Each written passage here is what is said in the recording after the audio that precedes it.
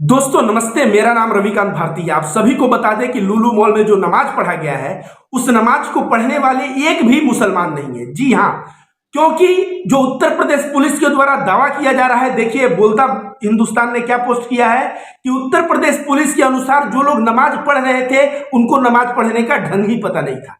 अब आप बताइए, जो मुसलमान बचपन से नमाज पढ़ता आया है आज जो है लुलु मॉल में जाके उसको नमाज पढ़ने का ढंग ही भूल जाएगा। दूसरी नंबर बात, 18 सेकेंड में नमाज पढ़ दिया गया।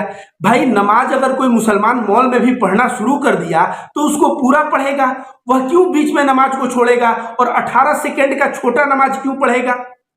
तीसरी बात, अमर उजाला में लिखा है कि सीसीटीवी फुटेज से पता चलता है कि जिस दिशा में ये लोग मुंह करके नमाज पढ़ रहे थे वह दिशा गलत है। तो सोचिए, मुसलमान अपने घर में नमाज पढ़ता है, दुकान चलाता है तो दुकान में भी नमाज पढ़ता है, मस्जिद में नमाज पढ़ता है, इसके अलावा बहुत यात्रा करता है तो यात्रा के दौरान नमाज पढ़ता है, और यह सारा नमाज पढ़ते वक्त दिशा का ख्याल रखता है। किसी रिश्तेदार के घर जाता है वहां नमाज पढ़ता है और हर वक्त दिशा का ख्याल रखता है। आज लुलु मॉल में एंट्री करते ही मुसलमान जो है दिशा भ्रमित हो जाएगा कि किस दिशा की तरफ मुंह करके नमाज पढ़ना है। मैं बताता हूं, यह नमाज पढ़ने वाले मुसलमान है ही नहीं। इस घटना को अंजाम दिया गया है तथाकथित हिंदू संगठन के द्वारा, तथाकथित गोमूत्र और गाय का जो ये लोग संगठन आज बना के चल रहे हैं इनके द्वारा। आजकल संगठन, गोरक्षक संगठन, भगवा रक्षक वाहिनी, भगवा रक्षक दल, इतना संगठन हो गया है कि गाजर मूली के भाव कुकुर मुत्ते से ज्यादा संगठन हो गया है। और इन संगठन वालों को पॉपुलैरिटी पाने के लिए, हिंदू मुसलमान करने के लिए ये लोग कभी जाके नमाज पढ़ते हैं तो कभी जाके कहीं सुअर का मांस मस्जिद के पास फेंकते हैं। आपको याद है इसी अप्रैल में 2022 के अप्रैल में महेश मिश्रा नामक एक शख्स हिंदू योद्धा संगठन चलाता था और वह अयोध्या में कई मस्जिद के बाहर जो है फटा हुआ इस्लामिक ग्रंथ और उसमें सुअर का मांस रख के मस्जिद के सामने फेंका। थैंक गॉड वहां के मुसलमानों के, अयोध्या के मुसलमानों के, वे लोग वहां सीसीटीवी कैमरा लगा के रखे थे और सीसीटीवी कैमरा में यह सारा कृत्य कैद हो गया और वे सभी के सभी पकड़े गए, उनके ऊपर धारा लगा और वे अंदर चले गए। पूछताछ पे पता चला, वे लोग कह रहे हैं जहांगीरपुरी वाले मामले से हम लोगों के अंदर गुस्सा था और हम लोग दंगा करवाना चाहते थे। बताइए, आखिर पर्क फेंकना, सुअर का मांस फेंकना क्या कहीं ना कहीं मुस्लिम भावना को उग्र करना, और वहां दंगे होंगे तो फिर ये जो है तथाकथित जो अपने आप को हिंदू कह रहे हैं इन संगठन वालों को कोई बड़ा पद मिल जाएगा किसी ना किसी राजनीतिक दल में। तो जिस तरह से अयोध्या की घटना को अंजाम दिया गया कि हिंदू मुस्लिम दंगे हो, लेकिन वहां के मुसलमान जो है संयम रखे और वहां मामला को सॉर्ट आउट करके इनको अंदर किया गया। आज लुलु मॉल में जो घटना हुई है इनको भी पकड़ के अंदर किया जाना चाहिए। ये लोग सांप्रदायिक सौहार्द बिगाड़ने के लिए इस तरह की घटना कर रहे हैं और इस घटना को करने के पश्चात देखिए, नकल करने के लिए भी अकल चाहिए। गोबर खाने वाले और गोमूत्र पीने वाले लोगों के पास अकल आएगा कहां से। इन लोगों ने नकल तो किया नमाज पढ़ने का, लेकिन अकल नहीं लगाया कि किस दिशा की तरफ मुंह रहना चाहिए, नमाज पढ़ने का क्या ढंग होना चाहिए। भाई नाथूराम गोडसे से सीख लेते। नाथूराम गोडसे तो खतना करवा के आया था, तुम लोग भी अंजाम देने आए होते तो ट्रेनिंग ले लिए होते कि परफेक्ट नमाज कैसे पढ़ा जाता है और तब पढ़े होते, तब जो है तुम लोगों के मंसूबे कामयाब होते। लेकिन इन नफरतबाजों को नकल के लिए अकल चाहिए, नकल तो होता नहीं है। अब जो है देखिए, थोड़ा घटना को समझिए। कुछ दिन पहले नफरतबाज एक चूड़ी वाले को मध्य प्रदेश में मारे कि तुम सब चूड़ी बेच रहे हो, तुम जो है जिहाद, लव जिहाद कर रहे हो। इसके अलावा कई फल वाले को मारे पीटे, आप सभी जानते हैं, और कसम खाते हैं कि हम मुसलमानों से सामान नहीं खरीदेंगे, हम मुसलमाने ठेले वाले का सामान नहीं खरीदेंगे, हम उनका आर्थिक, सामाजिक और राजनीतिक बहिष्कार करेंगे। इस तरह कसम खाते हैं। आप सभी लोगों ने वीडियो देखा होगा। ये लुलु मॉल जो खुला है यह एक मुसलमान बंदे का है, जिस मुसलमान बंदे का नाम यूसुफ है। और लुलु मॉल इतना बड़ा मॉल भारत का खुला, देखिए तो इन नफरतबाजों को, इन संघियों को दिमाग में द्वेष तो रहेगा। क्यों रहेगा? ताजमहल है तो मुगलों के नाम चला जाता है, लाल किला है तो मुगलों का नाम, भारत में जितने भी गर्व करने वाले बड़े बड़े बिल्डिंग है वो सब मुगलों के नाम चले जाते हैं। आज भारत में इतना बड़ा मॉल खुला वो भी मुसलमानों के नाम चला गया। अब इन लोगों के दिल में जो कष्ट हुआ उस कष्ट को ये लोग सांप्रदायिकता में फैलाने के लिए स्वयं जाके नमाज पढ़ रहे हैं। और जो है बाहर, सोचिए, एक तो नमाज पढ़े स्वयं और बाहर खड़े हैं चंद लड़के गाड़ी में पीछे बैकआउट लुलु मॉल का ए करके कि भाई हम इसमें हनुमान चालीसा पढ़ेंगे, तो हम इसमें सुंदरकांड पढ़ेंगे। नमाज पढ़ने का एक तो ढंग, और दूसरा बाहर से सुंदरकांड, और पूरा सोशल मीडिया से लेके गोदी मीडिया पे दिखाया जा रहा है कि देश में 80% हिंदू हैं, फिर भी मुसलमान मॉल में नमाज पढ़ सकता है, लेकिन हिंदू हनुमान चालीसा मॉल में नहीं पढ़ सकता, हिंदू सुंदरकांड मॉल में नहीं कर सकता।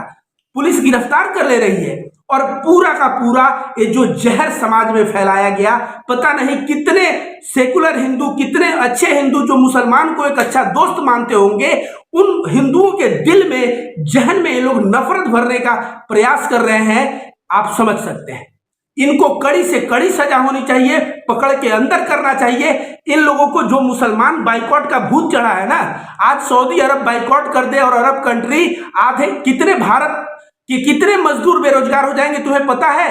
पता नहीं है तो तुम जाओ सिवान जिला, तुम जाओ छपरा जिला, तुम जाओ गोपालगंज जिला, और तुम ऐसे तमाम कई जिलों में चले जाओ बिहार और उत्तर प्रदेश के, तुम देखोगे वहां हर 2 घर में एक आदमी अरब में जाके पैसा कमा रहा है। वो गाना भी बनता है ना, सैया अरब गई लेना। तो अरब में इतने लोग जाके पैसे कमा के लाते हैं, अगर अरब के देश भारत के लेबर को बाइकआउट कर दे तो क्या होगा? तब क्या होगा? और ये लोग तो कहे कि ये लुलु मॉल में 20% हिंदू और लड़कियां हैं, 80% मुसलमानों को जॉब दिया गया है, और यहां पे चलाया जा रहा है लव जिहाद, ये हिंदू लड़कियों से मुसलमान शादी करेंगे, और इस तरह का बात भी फैलाया गया।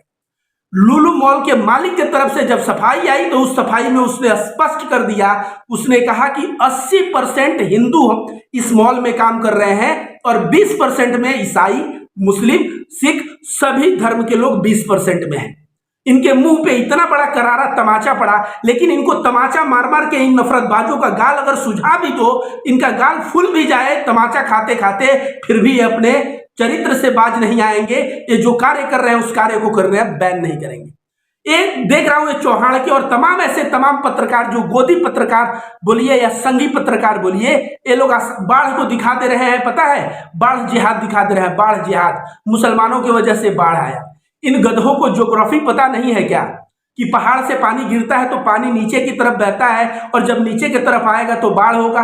बाढ़ में जिहाद, मॉल में जिहाद, मुसलमान यूपीएससी पास कर ले तो यूपीएससी में जिहाद, सुप्रीम कोर्ट तलब किया है यूपीएससी जिहाद पे सुरेश चौहान को।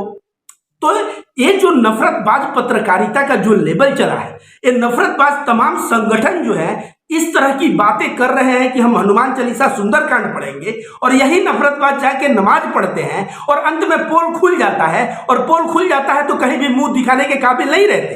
देखिए उदयपुर में क्या हुआ, मारने वाला बीजेपी का पार्टी का सक्रिय कार्यकर्ता, जिसकी हत्या हुई वो भी बीजेपी मानसिकता का व्यक्ति। नुपुर शर्मा के स्टेटमेंट को अगर सपोर्ट कर रहे होंगे तो बीजेपी मानसिकता का व्यक्ति, नुपुर शर्मा जो बात कही वो पूरे देश में मुसलमानों की भावना हटकी, बीजेपी की प्रवक्ता स्टेटमेंट पास करे, बीजेपी का कार्यकर्ता गला काटे, बीजेपी का सपोर्टर का गला काटा जाए, और बाद में सारा का सारा नौटंकी हो कि भाई मुसलमान अत्याचार कर रहे हैं तो मुसलमान फलाना कर रहे हैं, मुसलमान ठिकाना कर रहे हैं। चंद दिनों पहले किसी आतंकी का फोटो आप देखेंगे वायरल हो रहा था, आतंकी का फोटो कि भाई ये अमरनाथ में जा रहा था, ब्लास्ट को अंजाम देने, इसको रोका गया, और वो भी भारतीय जनता पार्टी का आईटी सेल का निकला। उसका फोटो, ताहिर की क्या नाम था, उसका फोटो वायरल हो रहा था। तो हम लोगों को, हम भारतवासियों को समझना पड़ेगा यहाँ के पत्रकारों की नीयत, यहाँ के जो नफरतबाज हैं, गोमूत्र और गाय के गोबर का सेवन करके जो पागल हुए हैं हिंदू मुस्लिम में दंगे करवाने के लिए, इनकी नीयत, और जो सत्ता में बैठा हुआ राजनीतिक दल है उसकी नीयत। और जब हम सभी का नीयत समझ जाएंगे, उसके बाद हम सोच समझ कर जब कदम लेंगे ना, तो हमें फिर अग्निवीर जैसे योजना का सामना नहीं करना पड़ेगा। तब हमें किसान आंदोलन, किसान 13 महीने जाके बैठा, कितनी जलालत साहा कि ये खालिस्तानी है, पाकिस्तानी है। 13 महीना किसान बैठा, कोई उसके ऊपर गाड़ी से रौंद दिया तो किसानों की क्या से क्या स्थिति हो गई। यह किसानों के साथ जो दुर्दशा हुआ, यह स्थिति नहीं आती। जो इन्फ्लेशन, आज महंगाई, दूध दही पे भी टैक्स लग गया, दूध दही पे भी, सोचिए दही पे टैक्स, तमाम चीजों पे टैक्स लग गया, जो नया जीएसटी लागू हुआ है, तो इन सब चीजों का सामना नहीं करना पड़ता। एक तरफ से महंगाई के कोड़े, प्रत्येक दिन महंगाई के कोड़े खा रहे हो, एक तरफ बेरोजगारी के कोड़े खा रहे हो, और उसके बाद जो है हिंदुत्ववाद तो नफरत ये सब कर रहे हो। ये सब करोगे तो तुम तो कटोरा लेके भीख मांगोगे ही, और तुम्हारे आने वाले नस्ल के जो बच्चे होंगे वो भी कटोरा लेके भीख मांगेंगे। आज पता है, ये बात तो पता ही नहीं है तुम लोगों को कि भारत गरीबी में बहुत ज्यादा, नाइजीरिया से पॉवर्टी कैपिटल बन गया है, जो है नाइजीरिया से भी गरीब देश बन गया है। पॉवर्टी कैपिटल नाइजीरिया हुआ करता था, अब इंडिया हुआ है। क्या ये तुम अंधभक्तों को पता है? नहीं पता है। तो जिस देश में लोग जो है ना नफरत का शराब पी के, तथाकथित हिंदुत्व का शराब पी के लोग पागल रहे और मुसलमानों की चूड़ियां टाइट करने में लगे रहे, उनको बिल्कुल महंगाई की मार पड़नी चाहिए, उनको बिल्कुल 2 गुने दर से बेरोजगारी की मार पड़नी चाहिए, और तब जाके इनकी आंख खुलेगी।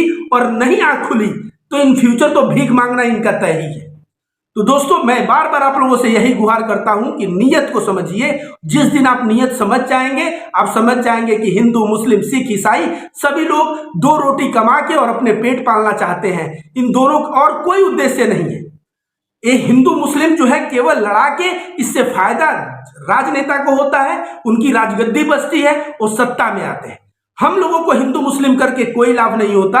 और जब तक भारत यह नहीं समझेगा, भारत का नागरिक यह नहीं समझेगा, तब तक वो जिस तरह से जलालत की जिंदगी, महंगाई की जिंदगी, बेरोजगारी की जिंदगी, गरीबी की जिंदगी, भूखमरी की जिंदगी जी रहा है, वैसा ही जीता रहेगा। धन्यवाद।